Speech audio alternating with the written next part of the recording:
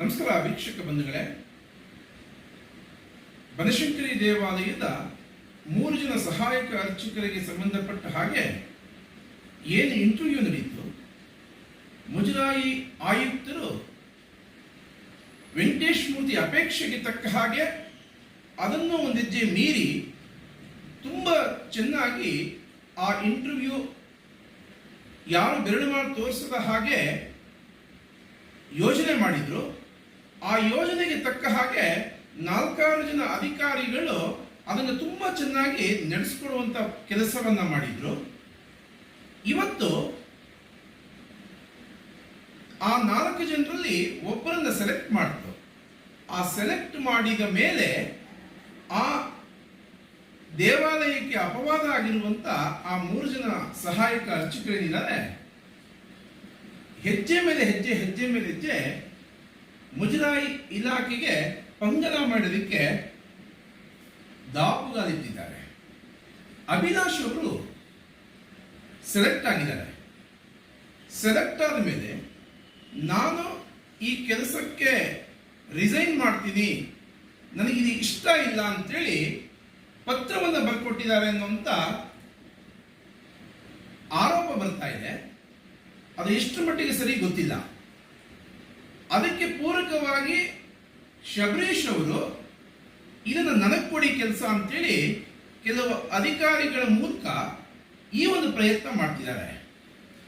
ಅದು ನಿಜವೇ ಆಗಿದ್ರೆ ಬನಶಂಕರಿ ದೇವಾಲಯದಲ್ಲಿ ಕಳೆದ 6-7 ವರ್ಷಗಳಿಂದ ವಾಮ ಮಾರ್ಗದಲ್ಲಿ ಲಕ್ಷಾಂತರ ರೂಪಾಯಿ ಧೋಖಾ ಮಾಡಿಕೊಂಡು ಈ 3 ಜನ ಸಹಾಯಕ ಅರ್ಚಕರು ಇಲಾಖೆಗೆ ಪಂಗನ ಮಾಡುವಂತ ಕೆಲಸ ಮಾಡಿದ್ರು.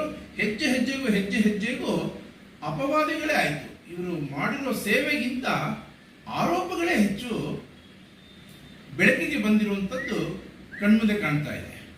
ಆ 3 ಜನ ಶಿಕ್ಷಾರ್ಥಿಗಳಲ್ಲಿ ಒಬ್ಬನ ಸೆಲೆಕ್ಟ್ ಮಾಡಿದ ಮೇಲೆ ಇಬ್ಬರನ್ನ ರಿಲೀವ್ ಮಾಡಬೇಕಿತ್ತು. ಆ ಗಿರೀಶ್ ಅನ್ನೋ ಹುಡುಗನನ್ನು ಮಾತ್ರ ರಿಲೀವ್ ಮಾಡಿದ್ದಾರೆ, ಶಬರೀಶನ್ನ ರಿಲೀವ್ ಮಾಡಲಿಲ್ಲ. ಎಷ್ಟು ಚಾಣಕ್ಯತನ ಉಪಯೋಗಿಸ್ತಿದ್ದಾರೆ ಕೆಲವು ಅಧಿಕಾರಿಗಳು ಅಂತಂದ್ರೆ,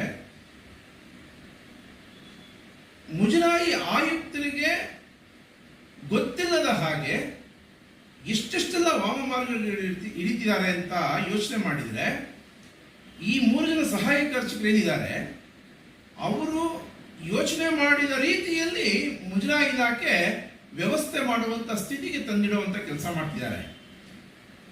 ಪ್ರಶ್ನೆ ಇಷ್ಟೇ, ಇಲ್ಲಿ ಮುಜರಾಯಿ ಇಲಾಖೆಗೆ ಅಪವಾದ ಆಗಿರುವಂತ ಈ 3 ಜನರನ್ನು ಹೊರಗಡೆ ಹಾಕಬೇಕು. ಉದಾಹರಣೆಗೆ ಅಭಿಲಾಷು ನಿಜವಾಗ್ಲೂ ರಿಸೈನ್ ಮಾಡಿದ್ದಾರೆ ಅಂತನ್ನೋದಾದ್ರೆ, ಅದರ ಕೆಲಸ ಬೇಡ ಅಂತ ಹೇಳಿದ್ದಾರೆ ಅಂತನ್ನೋದಾದ್ರೆ, ಕಳೆದ 1 ವಾರದಿಂದ ಆ ವ್ಯಕ್ತಿಯನ್ನು ದೇವಾಲಯದ ನೀರಿಗೆ ಇಟ್ಕೊಂಡಿದ್ದೀರಿ.